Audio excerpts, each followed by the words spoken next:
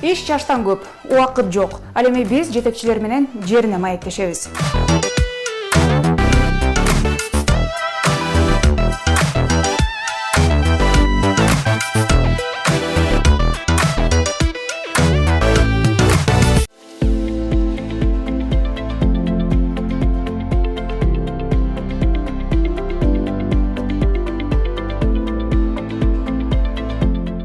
Он беш мыйзамды анан конституциялык мыйзамдын өзү менен бир энесин өзгөртүү боюнча азыр ушул мыйзам долбоорун даярдадык. Мен үчүн абдан чоң жаңылык, таң калыштуу нерсе болду. Бул өтө чоң окуя болгон, тарыхый окуя болгон. Күлгөнүбүз демек биздин тилибизге болгон ушундай мамиле да.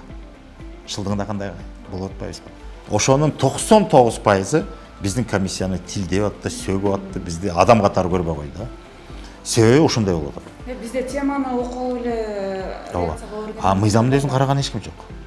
Анан ошондо ошол медианын жоопкерчилиги да бул да чоң маселе да. Эми биз аны менен териштирген жокпуз. Бул чоң иш. Бул зарыл иш, ансыз болбойт. Себеби ошо терминдерден биз көп аксап атабыз. Мен адамдардын, инсандардын алардын тарыхый ордуна шек келтирбейм. Мында биринчиден жөн эле тил менен шектелбей, биз эл улут катары, мамлекет катары биз жаратмандык дараметке жетишибиз керек.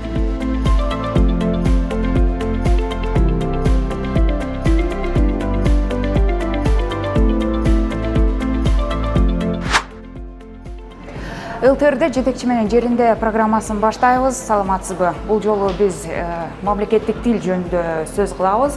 Себеби бул мамлекеттик тил маселеси коомдо байма-бай көтөрүлүп, анын коомдук жайларда, мамлекеттик мекемелерде колдонулушу боюнча чуу жараткан учурлар дагы бар. Ошол эле учурда тил саясатын жөнгө салган мекеме дагы көп сындар айтылып келет. Эсиңиздерде болсо, былтыр ушул убакта мамлекеттик тил жөнүндө конституциялык мыйзам кабыл алынган. Бүгүнкү күндө дал ошол мыйзамга башка укуктук документтерди шайкеш келтирүү иштери жүрүүдө. Бул документтерге кандай өзгөртүү, толуктоолор киргизилүүдө, муну менен мамлекеттик тил жаатындагы проблемалар канчалык жөнгө салынат, деги эле мамлекеттик тилдин биздин коомдогу орду жана милдети жөнүндө алдыда кенен сөз кылабыз. Биз менен болуп туруңуз.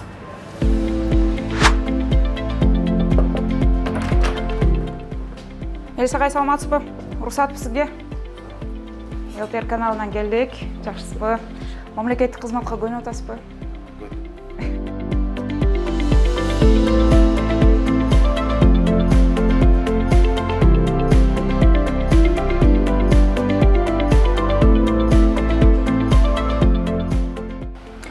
Былтыр бизде ушул мамлекеттик тил жөнүндөгү конституциялык мыйзам кабыл алынган. Бүгүнкү күндө ушул сиздин кызматка келген учуруңуз ошол конституциялык мыйзамга башка укуктук документтерди шайкеш келтирүү, ошол иштерге туура келди окшойт да, сиздин кызматка келишиңиз. Эмне өзгөртүүлөр кирип атат мурункуга салыштырмалуу? Эми бул конституциялык мыйзамдын кабыл алынышы дагы коомдо бир топ талкуулар менен кабыл алынды. Мурдага караганда өзгөчөлүктөр бар, кубандырган жагдайлар дагы бар. Албетте, мен ошо бул кызматка келгениме мына азыр 3 ай толуп 4-чү айга кетип баратат. Ошо келгенде эле негизги иш менен таанышып аткан учурда өзүмдүн көңүлүмө дагы көзүмө урунган эң чоң орчундуу иш экен деп ушуну мен дароо баягы кабыл алдым. Себеби былтыркы кабыл алынган конституциялык мыйзам ошо баягы тартиби боюнча 6 ай жарым жылдын аралыгында аракеттеги башка мыйзамдарды ошол конституциялык мыйзамга шайкештирүү же дал келиштирүү иши жүрүш керек экен да. Себеби конституциялык мыйзам макамы боюнча жогору турат. Андан кийин башка мыйзамдар, анан мыйзам актылар жана башка болуп кетет. Анан конституциялык мыйзамда өзү жаңы кабыл алынган. Ал жерде көп тармактын дээрлик мамлекетте бардык тармактар камтылган. Себеби мамлекеттик тилдин макамы абдан жакшы көрсөтүлгөн. Анан ошону ошол көп тармакта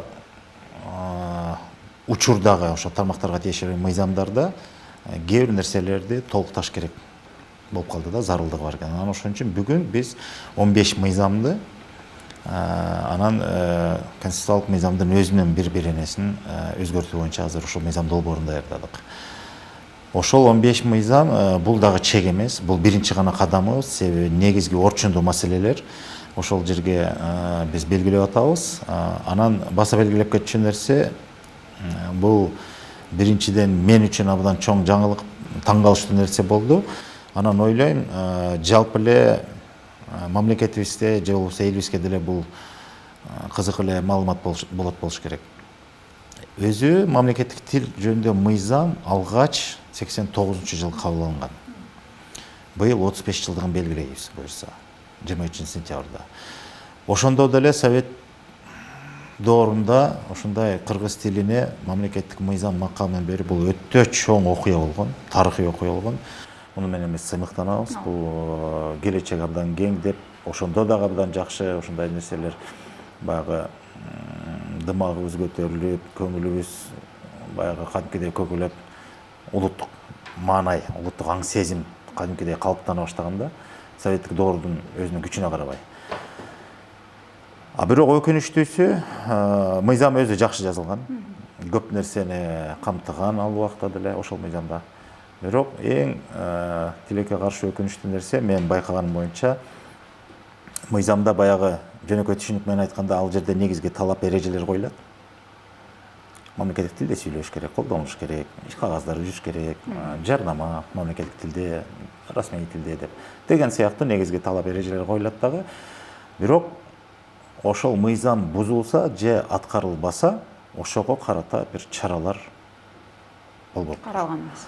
Же болбосо алынып салган. Себеби аракеттеги мыйзамдар, мисалы биз жана 15 мыйзамдын бирине эң чоң бир талкуу жараткан, сын пикирлерди жараткан бир мыйзам болду, бир мыйзамга толуктоо болду. Ал укук бузуулар кодекси.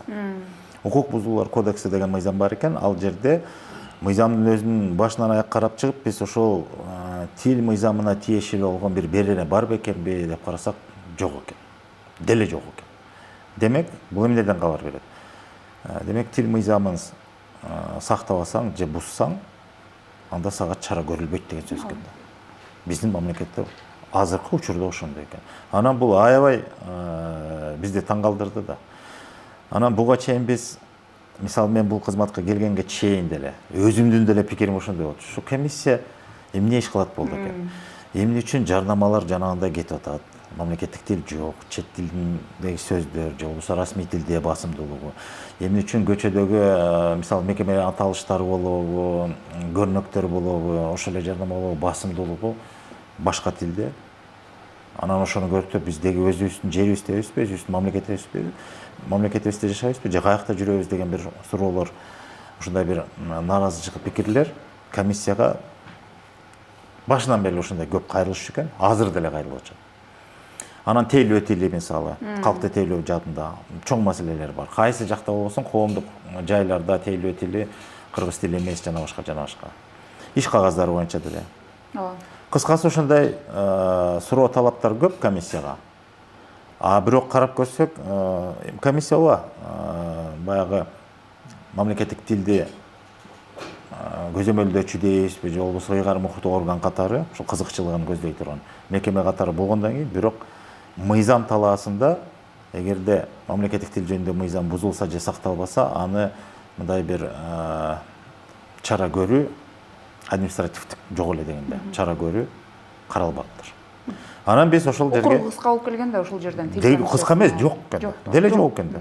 Жок, атыбыз бар, затыбыз жок экен деген сөз экен да. Жөнөкөйлөтүп айтканда. Анан биз ошо биринчи иретте мен ошого аябай маани бердим дагы, анан мыйзам долбооруна жана 15 мыйзамдын ичинен ошо укук бузуулар кодексине биз эки бир беренеге толуктуу өзгөртүү киргиздик, бир беренени жаңы сунуштап атабыз.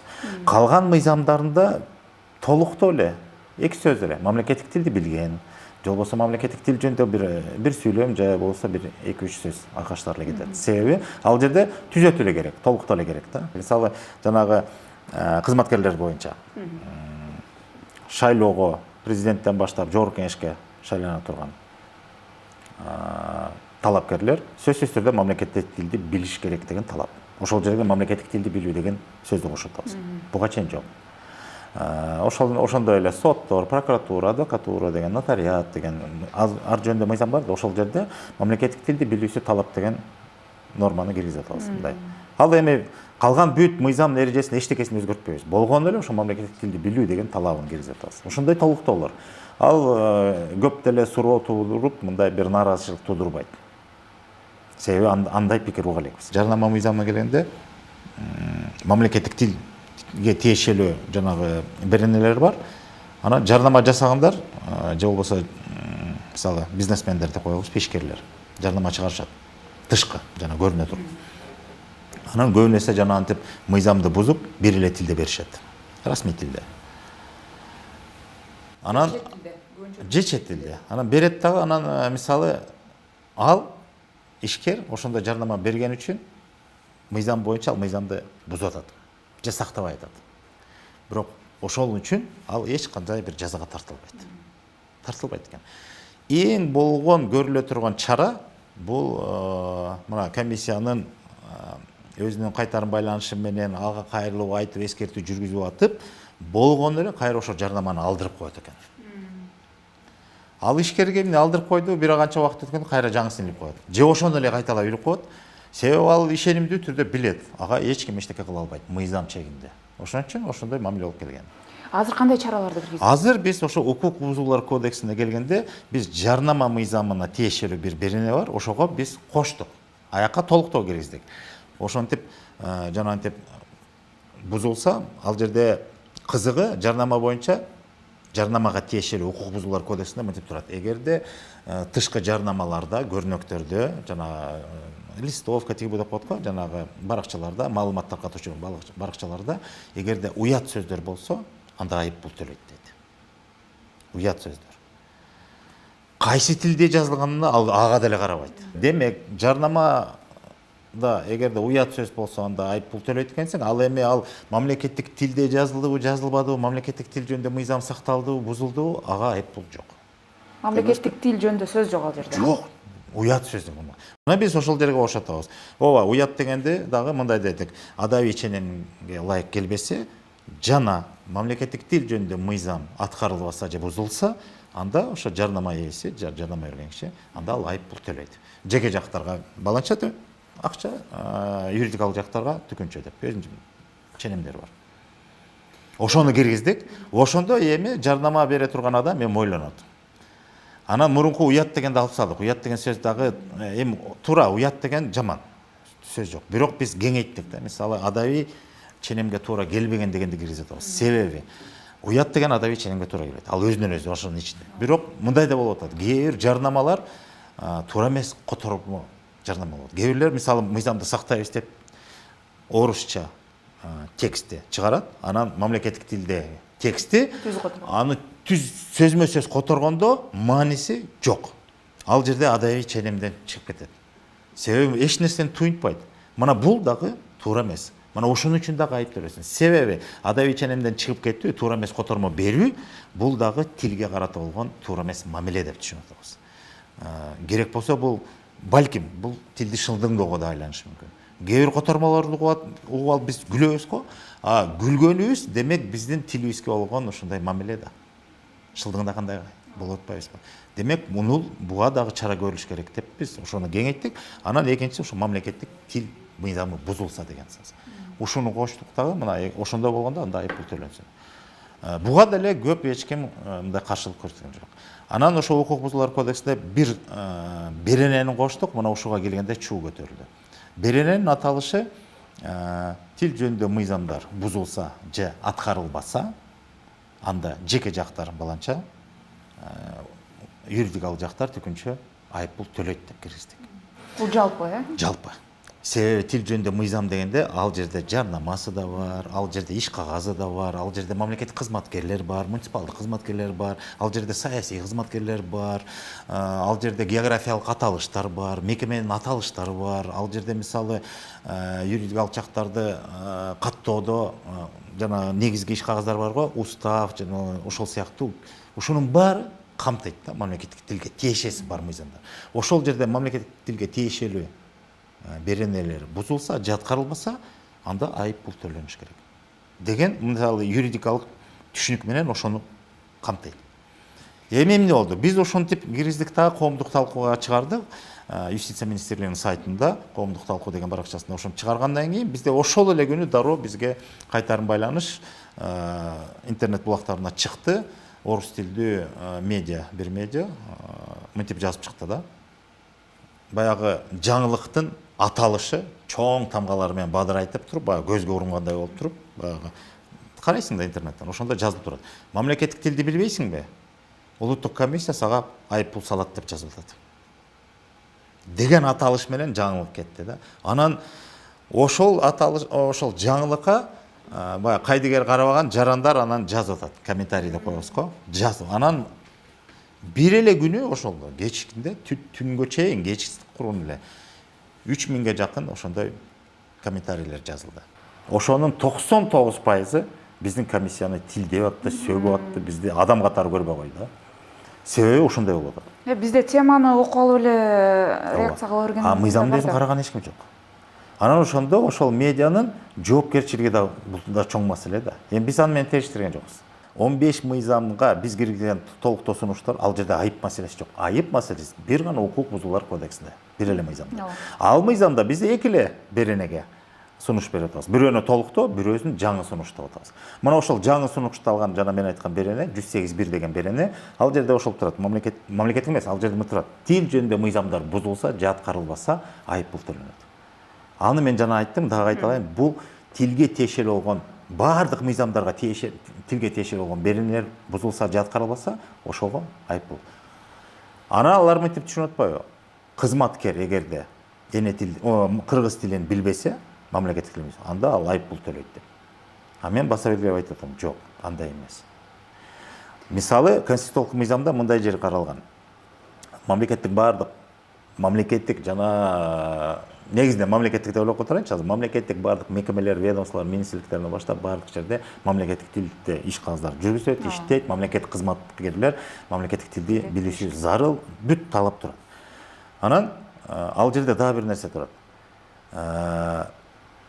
Мекеме жетекчилери кызматкерлеринин мамлекеттик тилди өздөштүрүүсүнө шарт түзүшү зарыл.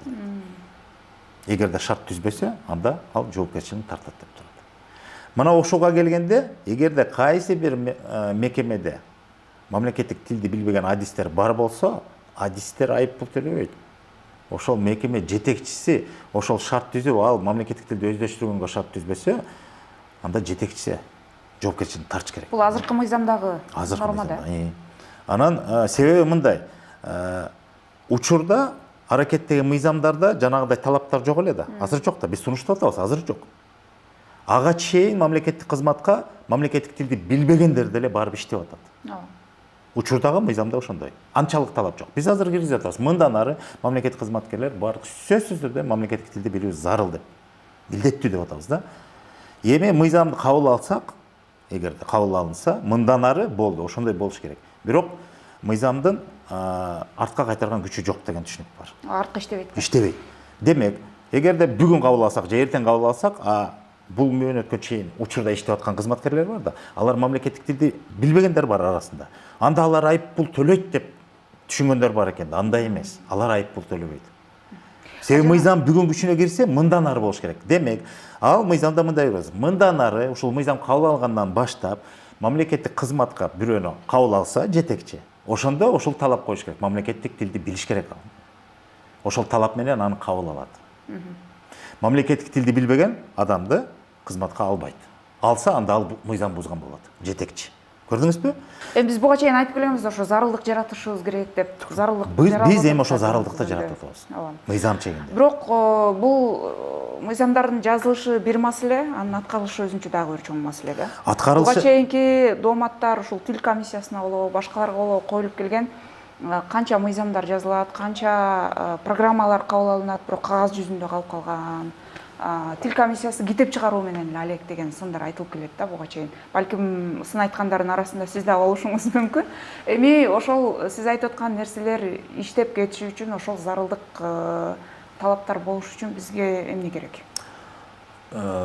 Менимче азыркы биз сунуштап аткан мыйзам долбоорунда жана талаптар күчөтүлүп, так анык көрсөтүлүп атат, толукталып атат. мунун өзү жакшы. Экинчиден жанагы бир эле укук бузуулар кодексине биз кирген административдик чара деген маселени эгер колдоп ошол өтүп кетсе мыйзамда, анда мыйзамдын аткарылышын ошондон көрөбүз. Себеби буга чейин мыйзам аткарылган эмес. Башканы айтпайын. Тил жөнүндө мыйзам аткарылган эмес деген маселеге келгенде, эмне үчүн аткарылган эмес дегенде, себеби мыйзамдын өзүндө андай чара көрүлбөптүр. Тил мыйзамын бузса, же аткарбаса. Мына логикалык нерсе да. Ошол жок болгон үчүн, калган баардык тармактарда ушундай болсун деп жазганыбыз менен, бирок анын кайра экинчи ошону жөндөй турган механизми жок болгон үчүн ал ишке ашпай келди. Эми биз ошону жөндөй турган механизмди коебузбу, ошол мыйзамга киргизип атабыз. Административдик чара көрүү. Укук бузуулар кодекси. Аны ким көрөт? Аны тиешелүү органдар бар. Биздин сунушубуз боюнча укук коргоо органдары биз Ички иштер министрлигине сунуштап атабыз. Анан ал жерде азыр дагы бул талкууда да. Азыр сунуштар келип атат, балким прокуратура карайбы, балким ошол Ички иштер министрлиги карайбы. Кыскасы укук коргоо органдары болот.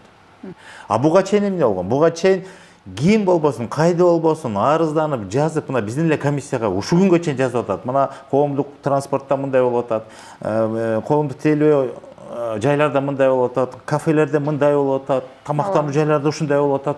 Силер кайда карап атасыңар дейт. Бизге түшөт.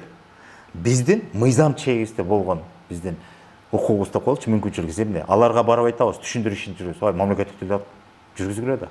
Мыйзам турбайбы? Алар мейли дейт. Бирок алар аткарбай койгонуна биз эчтеке кыла албайт экенбиз. Эчтеке кыла албайбыз. Мыйзамда ал каралган эмес. Эми ошону каратып атабыз. Сиз өзүңүз ушул кызматка келгенде, мындай өзүңүздүн программаңыз же мурда сырттан карап жүргөн киши катары өзүңүздүн бир жаңыча ойлоруңуз менен келдиңизби? Бул мыйзамдан сырткары дейин да? Тил саясатын жүргүзүү. Ооба, эми кандай десем, биринчиден дагы бир баса белгилеп кетчү нерсе, тил комиссиясы көп жылдан бери иштеп келаткан мекеме, бирок могу 21-жылдан бери, 3 жыл болду, 21-жылдан бери мамлекеттик тил боюнча улуттук комиссия деген мекемеге биринчиден курамы толукталды, экинчиден жаңы бир иш жүктөм кошулду. Тил саясатын жүргүзүү. Жөнөкөйлөтүп айтканда, мамлекеттин бардык тармактарында, коомчулуктун бардык катмарларында мамлекеттик тилге тиешелүү болгон эмне жагдай, учур, маселе болбосун, биз ошого чейин кирип барып, ошол жерди жөндөп, тууралап, же болбосо аны бир нугуна салганга толук акыбыз бар. Ошондой эшиктердин баары ачылып атат. Мисалы, мамлекеттик тилди макам бердик, конституциялык мыйзам жазылды, бирок ушундай деп туруп эле бардык нерсенин баарын биз мыйзамга жаза албайбыз. Ошон үчүн биз азыр 15 эле мыйзамга толуктуу өзгөртүү киргизип атабыз. Болбосо мыйзамдар көп да. Анан биз азыркы биринчи баскычын ошол 15 мыйзам менен чектелип атабыз, бирок бул иш аны менен токтолбойт. Ушунун өзү тил саясаты. Тил саясатын жүргүзүү. Мыйзамдаштыруу жолу. Экинчиси ошо тиешелүү тармак, мекеме, ведомстволордун ичинен ошол кээ бир нерсени ошо ички жоболор менен дагы тариздейбиз. Мисалы, кээ бир мекемелер өзүнүн тармактык өзгөчөлүгүнө байланыштуу, алар мамлекеттик тилге тиешелүү эмес болушу мүмкүн. Мында түздөн түз тилге байланыштуу эмес мекемелер бар да, бирок ал жерде да мамлекеттик тилде орду болуш керек дегенде, алар өздөрү адис болбогондон кийин суроо туулушу мүмкүн, кандай кылабыз, эмне кылабыз дегенде, ошол жака биз барып, алар менен кеңешип, макулдашып, түшүндүрүү иштерин жүргүзүп, анан ошо тил саясатын жөнгө салууда биз алардын өзгөчөлүгүн, алардын баягы тармактык өзгөчөлүгүн эске алуу менен бул жерде анда силерге мамлекеттик тилдин орду, кызыкчылыгы мындай болуш керек деп, баарына бирдей окшош болбой калышы мүмкүн да. Мына ошол иштерди жүргүзүү бул да тил саясаты. Жөнөкөйлөтүп айтканда, президенттик администрациядан баштап, айыл өкмөтүнүн деңгээлине чейин мамлекеттик тилдин ордун, иштешин, кызыкчылыгын толук кандуу баягы өз милдетин аткарыш керек. Ошо милдетин аткарып, ошо толук кандуу ишмердүүлүгүнө биз жооп беребиз. Азыр кандай бул жагдай? Бизде негизи ошол мамлекеттик мекемелерде өзгөчө мамлекеттик тилдин колдонулушу, баягы документтердин кыргызча жүгүртүлүшү деген маселе бар да. Азыр кандай болуп калды мындай мамиле? Азыр жакшы. Мына могу 21-жылдан баштап ошо иш кагаздарынын анын үстүнө могу цифровизация, санариптештирүү процесси дагы абдан бир топ жеңилдик түзүп атат. Себеби бардык мамлекеттик мекемелер жана инфоком ишканасы аркылуу инфодокс деген атайын кызмат бар. Ошол жерден иш кагаздар бүт ошол жерден жүрөт. Анан ал жерден бизге чоң мүмкүнчүлүк берип атат. Мониторинг деген бөлүмүбүз бар бизде комиссияда. Ал ошол тиешелүү тармак мекемелердин иш кагаз жүгүртүү ишмердүүлүгүнө биз көз салабыз, мониторинг жүргүзөбүз. Канчасы мамлекеттик тилде, канчасы расмий тилде, ички иш кагаздары бар, чыккан, кирген иш кагаздары бар. Мына ошонун баарын тескеп туруп, анан ошондон улам көрүп турабыз. Убакыт менен өтүп аткан сайын жылыш барбы, жокпу? Мамлекеттик тилде иш жүгүртүү көбөйүп атабы же азайып атабы деген нерсе.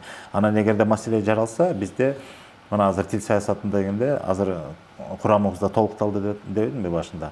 Ошондо айтып кетиш керек болуп атат.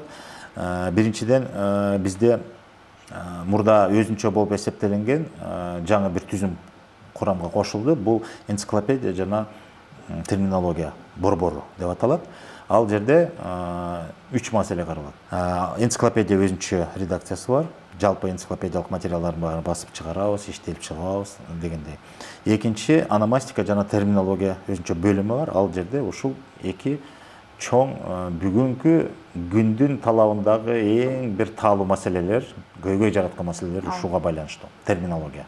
Мисалы, кандай тармакта болбосун, тармактык өзгөчөлүктү эске алганда, ошол жерде терминология такалып бизде чоң көйгөйлөр жагат. Эми азыр өзүбүз билгендей эле которуп, ар ким өзү билгендей которуп атып, бир мекеменин тилин башка мекеме түшүнбөй калды да. Азыр биздин алдыбызда ошо терминдердин бирдейлигин же болбосо бир өңчөлүгүн, бирдиктүү терминдердин бир топтомун иштеп чыгуу боюнча азыр иш башталып атат. Биринчиден тармактык терминдердин жыйнагын же болбосо топтомун иштеп атабыз. Баарын бүтө элекпиз, азыр улам кезеги менен жолугат. Анан кайра ошонун баарын чогултуп келтирип, тармак аралыктагы ошондой келишпестиктер болбосун деп, кайра анын ичинен дагы иргеп туруп, анан бирдейликке алып келишибиз керек терминологияны. Бул чоң иш. Бул зарыл иш, ансыз болбойт. Себеби ошо терминдерден биз көп аксап атабыз. Анан бул жаатта дагы бир маселени козгоп атабыз дагы. Дүйнөлүк тажрыйбада тилдин өнүгүшүнө бирден бир чоң салым кошкон бул сөз жасоо принциби. Сөз жасоо деп коебуз. Мисалы, жашоо токтобойт. Ал дайыма өнүгүп өсүп турат, өзгөрүп турат. Жаңы түшүнүктөр пайда болот. Ошо жаңы түшүнүктөр пайда болгондо ким ошол түшүнүктү жаратса, өз тилинде ошол түшүнүккө аталыш берет. Ошентип сөз жаралат. Бизге сырттан келген түшүнүктөрдү биз ошол бойдон термин катары кабыл алабыз. Бирок кээ бир түшүнүктөрдү биз өзүбүздүн тилибизде ошол түшүнүктөр бар болсо, анда ошол төл сөздөргө байланыштуу туруп сөз жасоо принциби менен биз жаңы сөздөр жаратсак болот. Алыс барбай эле коеюн. Жөнөкөй эле мисал. Мына коңшу Казакстан мамлекети. Биз ошо Казакстанга барсак, мисалы, биз аэропорт дейбиз, дагы деле. Бул эл аралык термин. Бирок Казакстанда аэропорт деген сөз жок. Алар аба жай дейт. Аба жай. Которуп алышты. Мааниси жагынан келип атат. Себеби аэропорт деген сөз деле ошол бул аба мейкиндеги, порт деген бул жай. Аба майдан деп атпайсызбы? Майдан, биз аба майдан деп атабыз, бирок термин катары колдоно элек. Аны журналисттер колдонот. Аны коомчулук кээ бирлери каалагандар, бирок бир ченем жок да. Биз аэропорт бойдон. Расмий бизде аэропорт болду. Андан ары кетсек, мына жакында эле барып келгенде мен бир эки эле сөздү көрүп албай калдым. Мына аэропорт дедик, аба жайдан. Анан бери чыкканда эле биз эми унаа деп атпайбызбы, бирок унаа жалпы түшүнүк да, транспорт катары. Болбосо машина бойдон бизде. Ал жерде көлүк дейт. Улуттук музейге бардык. Бизде айтты улуттук музейге бардык. Музей деген сөз жок экен аларда, казакта. Алар мура жай деп коет экен. Мааниси боюнча мура деген сөз биздикинче мурас экен да. Мурас деген биз ата-бабадан калган мурас. Музейде негизинен мурас сакталат. Баалуу мурастар сакталат. Анан ошол сакталчу жерди жай дейбиз да, мура жай деп коет алар, музей. Ошол эле архив, госархивде алар улуттук мура кат деп коюптур. Архив деген кагаз да. Анан кандай кагаз? Колдонулган, мурда колдонулган, сактоого алынган иш кагаздар. Кат деп койсок болот кагазды. Кандай кагаз? Мура кат. Госархив.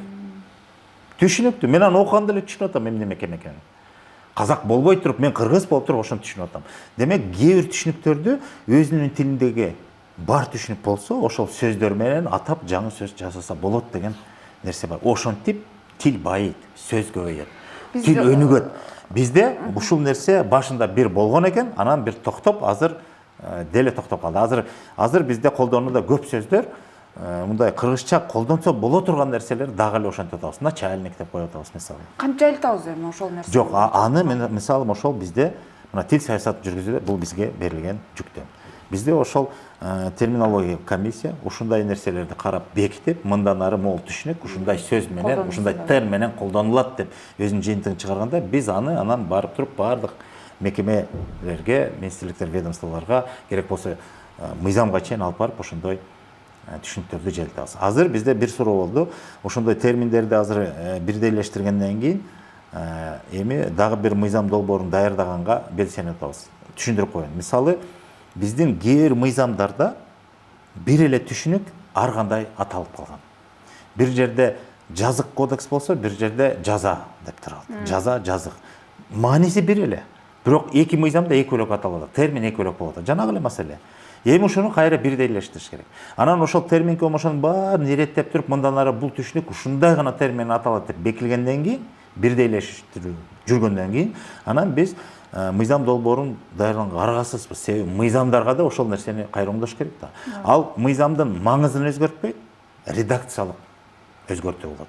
Мисалы ошол бир жерде жазык, бир жерде жаза болсо, мындан ары бир эле сөз болот. Биз кайсыны кабыл алат? Жазык деп кабыл алса, анда жазык кодекси деп кабыл алса, анда жазык деп болот. Жок, жаза десе, анда жаза болот. Демек, кайсында туура келбесе, ошону тууралаштырыш керек. Бизде көбүнчө багы ошол эле мыйзамдардан баштап башкаларга чейин биринчи орус тилинде жазылат, анан кыргыз тилине которулуп атпайбы? Эми мына тил саясаты дегенде бизге да ошол маселе жүргүзөт. Биз атайын мисалы иш кагаздарды жүргүзүүдө атайын окуу курстарын ачтык.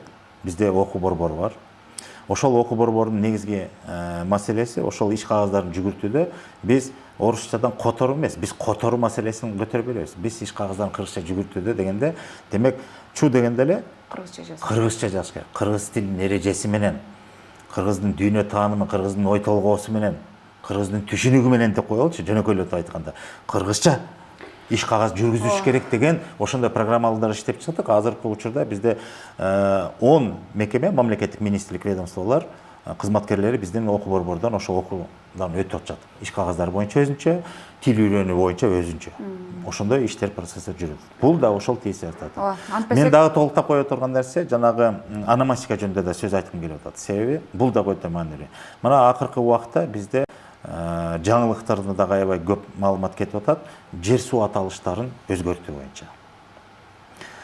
Бул жерде бир чоң маселе көтөрүлүп атат. Биринчиден, кээ бир жер суу аталыштар, айыл болобу, аймактар болобу. Кыргызчалоо жөнүндө айтып атасызбы? Жок, ошол жөнүндө маселе кыргызчалоо эмес, кээде туура эмес маселелер да көтөрүлүп атат. Мисалы, эгерде кайсы бир жер суулар аталыштары мурунку тарыхый өзүнүн аталышы бар туруп, топоними бар болуп туруп, кийин советтик доордо бир орусча аталып калып, анан аны кайра тарыхый атына калыбына келтирүү маселеси болсо, аны колдош керек. Мен аны түшүнүп атам. Деп түшүнүп атасыздар, Союздун доорунда кээ бир айыл кыштактарыбыз бар, райондорубуз бар дегендей. Анын баягы зарылдыгы, анын орду жок бүгүнкү күндө. Ал замандын талабы бүткөн. Бүгүнкү замандын талабына ал жооп бербейт. Ошол эле коммунизм. Мисалга деп атам. Ал тарых, бирок кээ бир нерселер ал бизге туура келбейт. Мисалы, жөнөкөй эле мисал. Союзга чейинки аталыштар бар. Мисалы, могу чүйдөгү кээ бир айылдар бир адам ысымдары менен аталган. Ал адамдар кимдер деп тарыхын окуп көрсөк, ал адамдар кыргыз элинин геноцидке алып барган адамдар болгон. Ошол иштин башында турган адамдар болгон. Мисалы 16-жылкы үркүн маселесине тиешелүү болгон, ошону түздөн-түз ошону аткарууда турган адамдардын ысымы менен айыл кыштактар аталып ушул күнгө чейин турат. Эми бүгүн биз эгемен доордо, эч кимге көз каранды болбогон доордо, өзүбүздүн эркиндигибизди алган күндө дагы тарыхтагы ошондой тактар калды. Эми ошону биз кайра оңдогонго кудуретибиз жетпейби, эркибиз жетпейби деген маселе. Ошого келгенде, ошол аталыштарды биз тарыхый өзүнүн топонимдери бар болсо, анда калыбына келтирүү бул туура нерсе. Муну колдош керек. Бирок ошону менен катар бизде кээде, дайыма эмес кээде, баягы бөрк ал десе баш ал болуп калат. Кээде сопсонун кыргыз аталышы барып турса, аны келип туруп адамдын аты менен өзгөртүп атабыз, кыргыз. Мына ушуга келгенде абайлаш керек. Мисалы, эгерде биз өзүбүздүн топоним деген сөз өзү түшүнүк бар, илимде дагы бар. Бул жер суунун аталышы ошол географиялык өзгөчөлүгүнө, жөн жерден кең коюлбайт да. байлыктарына ошого байланыштуу. Мисалы, ак суу деген сөз, демек ал суу ак көк болуп, ага тунук аппак суу. Ошонун өзгөчөлүгүнө карап туруп ак суу. Кара суу болсо анын мааниси бөлөк. Же ал чоң көлөмдүү шар аккан суу, же ал кадимкидей эле карабаткак болуп аккан суу. Кызыл суу болсо анда кызыл жошолуу топурактуу суу деген мааниде. Бул эң эле жөнөкөй. Анан ошол топоним эл оозунда, тарыхта белгилүү кылымдардан бери келатып эле, анан бүгүн ошондой жерлерди биз келип туруп анан адам ысымына өзгөртүп атабыз. Мен адамдардын, инсандардын алардын тарыхый ордуна шек келтирбейм. Бирок жер аталыштары ал өзүнчө маселе. Мисалы, Токтогул Сатылганов деген тарыхый инсан. Ага эч ким шек келтирбейт. Бирок азыркы түшүнүк менен айтканда кайсы жерде төрөлгөн деген суроону берсек, эмне деп айтабыз? Токтогул Сатылганов Токтогул районунда төрөлдү деп айта алабызбы? Айта албайбыз. Кетмен төбө дейбиз. Бүгүн Кетмен төбө картадан таппайбыз биз. Ал Токтогул району деп турат. Ушуга келгенде биз тарыхты же бурмалаган болобуз, же тарыхка кайра өзүбүз мындай бир калкан койгон болуп атабыз. Кетмен төбөсү каякта эле? Жердин аты өзү Кетмен төбө. Мана мен ошого баратам. Мен Айтматовго сөз тийгизбейм. Азыр ошондой болуп атат. Биз буга чейин дүйнөнү дүңгүрөткөн чыгаан жазуучубуз Чыңгыз Айтматов тиги Шекер айылында төрөлгөн деп эле айтып атпайбызбы? Кара Бура районунда деп. Мурун эми ооба Кара Бура Киров деп дагы мындай болуп жүрдү. Бирок эми Айтматов болуп калды. Чыңгыз Айтматов Айтматов районунда төрөлдү дегенде бул дагы туура эмес болуп калып атпайбы? Маселе Айтматовдун аты менен жер аталышын койбой койсок, анда Айтматовдун аты өчүп калат дегенден мен такыр аласым да. Айтматовдун аты өчпөйт. Анын аты түбөлүккө калчу, шарты да жагдай ал башка маселе. Ал адабиятта, ал илимде, ал элдин эсинде, ал архивде көп жерде бар. Анын аты өчпөйт. Анан ошол райондун аталышын берсек эле бүттү, анан атын түбөлүктүгө сактап калдык деген бул туура эмес. Себеби жердин аталышы өздөп кетип. Ошол аймактын, ошол айылдын дейбизби, мүмкүн райондун деңгээлинде атактуу бир салым кошкон инсан болушу мүмкүн, маселе жок. Бирок эгерде тарыхый өзүнүн топоними бар болсо, аны өзгөртүүнүн кажети жок. Анан ушул маселени биз ономастика комиссиясы түзүлүп, биз ошого негизги багытуу иштердин бири деп жүктөп белгилеп бердик дагы. Азыр ошол мамлекетибизде ошол жер суу аталыштары боюнча атайын ведомстволук аралык комиссия бар. Биз ошол комиссияга дагы сунушубузду берип атабыз. Атайын токтом менен бекитилген экен. Ушундай жер суу аталыштарын атоодо, кайра атоодо ономастика комиссиясынын тарыхый жана илимий чечимин негизиндеги корутундусун эске алуу менен гана ишке ашыргыла деген сунушту берип атабыз. Азыр иштеп чыгып атабыз ушу боюнча. Бул жаңыдан болуп атат. Себеби бул мына акыркы 2-3 жумада эле азыр ушул сунуштар абдан көп түшүп, жана административ реформа жүрүп атпайбы бизде. Ошонун негизинде азыр ошондой көбөйүп кетти. Азыр күндө эле ошондой жаңы мыйзам долбоору чыга баштады. Анан ушуга келгенде биз абайлашыбыз керек. Мына бул дагы тил саясаты. Мына Баткен областында көптөгөн жер суу аталыштар тажикче аталып калыптыр. Эмнегедир. Мына ошону кайра кыргыздын мурунку тарыхый аттарына калдына келтирүү иши муну колдош керек. Бул биздин тил саясатыбыз. Бул биздин мамлекеттик тил саясатыбыз. Ал эми адам ысымдарына өзүбүздүн кыргыз тилинде топонимде адам ысымында которуу бул акылга сыйбаган нерсе деп эсептейм. Жакшы. Ушул нерсени жогоруда сиз айткан терминологияны бир иретке келтирбесе, чын эле акыркы учурда кыргыздар өзүбүз бири-бирибизди түшүнбөй баштадык да, кыргызча, кыргыз тилибизди өзүбүз түшүнбөй баштадык чын эле. Биздин убактыбыз да азайып баратат. Агай, сизге соңку суроо, жогорудагы айткан сөздөрүңүздөн улам. Кыргыз тилин байытуу деп атпайсызбы, сөз жасоо.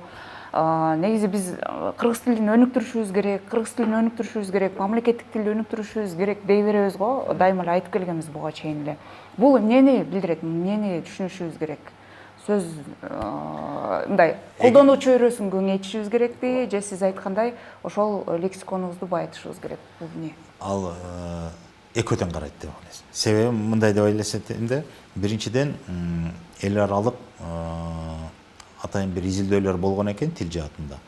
Алардын бир мындай бир илимий негизге таянган бир корутунду дейбизби, бир корутунду болчу ошондой бир түшүнүгү бар экен. Кайсы бир тил эгерде жазуу иштеринде иштебесе, жүргүзүлбөсө. Анан дагы бир нерсе кириптир. Азыр электрондук санарип айдыңында сайттарда жакта буякта толук кандуу өзүнүн адабий ченеми менен толук кандуулугу менен иштебесе, анда ал тилдин келечеги жок. Ал тил жоюлат, колдонуудан чыгат дейт.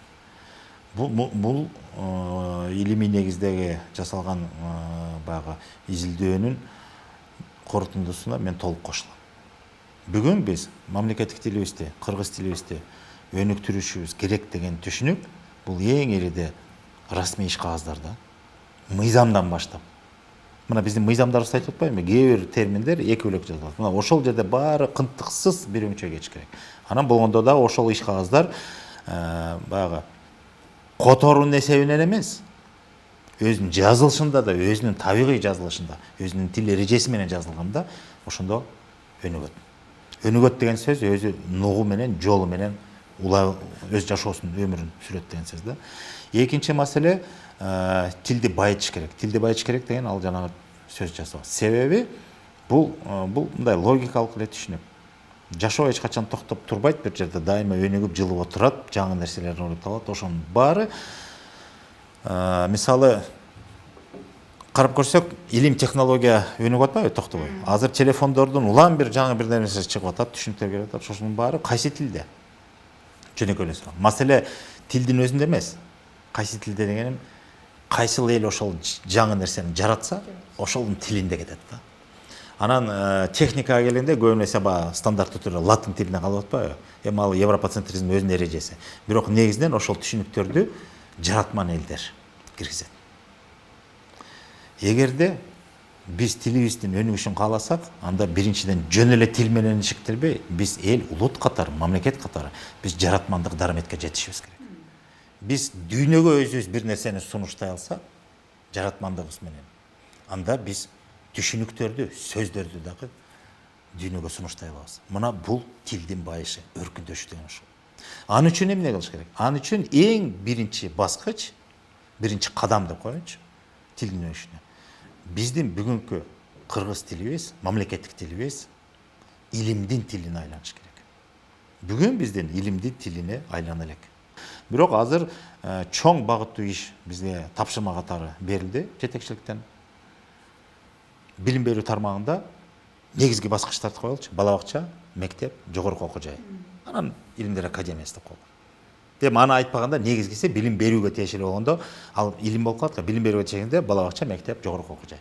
Мына ушул 3 кепкеч 3 багычка. Ушул 3 бири-бирине тил жагына, мамлекеттик тил жаатында бири-бирине байланышы жок. Кызык. Себеби бала бакчалардын көпчүлүгү биз азыр иликтөө жүргүздүк да. 3 форматта жүрөт экен тарбия бала бакчаларда. Мамлекеттик тилде тарбия жүргүзүлгөн, расмий тилде тарбия жүргүзүлөт, анан эки тилде кош жүргүзүлөт деген. Ошонун басымдуу көпчүлүгү эки тилде кош жүргүзүлөт деп статистика көрсөтөт. Бирок ошол эки тилде жүргүзүлгөн бала бакчалардын ичинен канча пайызы мамлекеттик тилде, канча пайызы расмий тилде өтөт деп иликтеп көрсөк, 99% расмий тилде, 1% мамлекеттик тилде. Ал эмне деген сөз? Ал мындай: жумасына 2 сабак кыргыз тилинен сабак берип коет экен, калган бүт орусча жүр. Бул маселе чечпейт да. Демек кайра эле басымдуулугу расмий тилде өтүп атат деген сөз. Мамлекеттик тил бул жерде аксагандан аксап атат. Экинчи, мектептерге келгенде, ал жерде жаманбы жакшыбы ал жөнгө салынган, мамлекеттик тилде сабактар окутулуп атат, негизги бөлүгү, басымдуулугу. Анан расмий тилде да окутуу бар. Жана башка. Бирок мамлекеттик тил ал жерде мындай толук кандуулугуна жетти десек болот. Кайсы бир деңгээлде. Ал эми жогорку окуу жайга келгенде кайра эле аксап атабыз. Эмне кылып атабыз? Ал жерде негизги окуулар, себеби жогорку билим булагы көбүн эсе чет тилден, англис тилинен жана башка, басымдуулугу расмий тилде, орус тилинен. Биздин мамлекеттик тилде булактар өтө аз, жок койсо. Демек биз жогорку окуу жайларында окутуунун тилин мамлекеттик тилде жүргүзүбүз келсек, анда биз илимдин тилин кыргыз тилинде өткөрүшүбүз керек. Ал илимдер академиясынан башталат. Ал бардык илим тармактар бүт мамлекеттик тилде өздөштүрүш керек. Ошол илимдин тили мамлекеттик тилде жүргүзүлгөндө гана бизде анан жаратмандыкка жете алабыз. мен муну жалпылап айтып атам да, эмне башатынан, эмнеден баштап анан каяка жетебиз депчи. Себеби балдардын тили көбүн эсе азыр бул жерде баягы идеологиялык маселе. Себеби бизде тарбия институту, үй бүлө институту деген дагы абдан аксап калды. Тарбия институту жокко эсе, үй бүлө институту көп соккуга учурап, ал дагы абдан мындай бир оор акыбалда. Азыр үй бүлө кодекси иштелип атат. Кайра ошону салттуу үй бүлө институтун киргизүү жөнүндө элдик нарк, улуттук баалуулук деген түшүнүктөрдү кайра ошо жандандырып, мыйзам чегинде үй бүлө институтун кайра калыптандыруу иш жүрүп атат. Аны менен катар тарбия институту деген түшүнүктү биз өлтүрүп алдык да, жоготуп алдык. Ошону да калыптандырыш керек. Мына ошол ордуна келгенде анан балдардын тили кыргыз тилинде, мамлекеттик тилинде калыптануусу бул ошого байланыштуу болот, түздөн түз. Ал жөнгө салынбайынча, анда балдардын тил калыптануусу бул түздөн түз интернетке гана байланыштуу болот. Мына бул да чоң маселе. Бул мамлекеттик деңгээлде биз көтөрүп ошол каралып аткан орчундуу маселелердин бири азыр. Жана кыргыз тилинде мультфильм тартуу, же болбосо дүйнөлүк мультфильмдерди алдыңкы биздин кыргыз дүйнө таанымына, маданиятына зыян келбеген, же болбосо туура келгенин келтирип анан кыргызчалап которуу маселеси. Аргасыздан которгонбуз. Себеби жаңы мультфильм тартуу өтө кымбат, каражатка көп байланат, бирок жок дегенде которолу деп. Мына ушул жагындагы биз толук кандуулукка мындай жетишер деңгээлде алып келе албай атабыз. Себеби ал мүмкүнчүлүккө жараша болот. Ушунун баары бириктирип бир сөз менен айтканда бул тил саясаты болот. Ал эми барып туруп сен иштебей атасың, сен сүйлөбөй атасың, кана эмне үчүн аткарбай атасың деп зекип бирөөнү келекелеп же бирөөнү мындай бир өкүм сүйлөп ал менен маселе чечилбейт. Биз шарт түзүшүбүз керек, биз жөнгө салышыбыз керек, мыйзамдын негизин түзүшүбүз керек, мүмкүнчүлүктөрдү тартып келишибиз керек. Мына ошол нерсе көбүрөөк алектенишибиз керек. Рахмат агай, бизге бөлүнгөн убакыт соңуна келип калды. Ыраазычылык билдиребиз. Эми тил маселесин сүйлөшө берсек, бул 1 саатка дагы батпай турган нерсе. Ишиңизге ийгилик каалайбыз. Рахмат. Чоң рахмат силерге дагы. Ийгилик.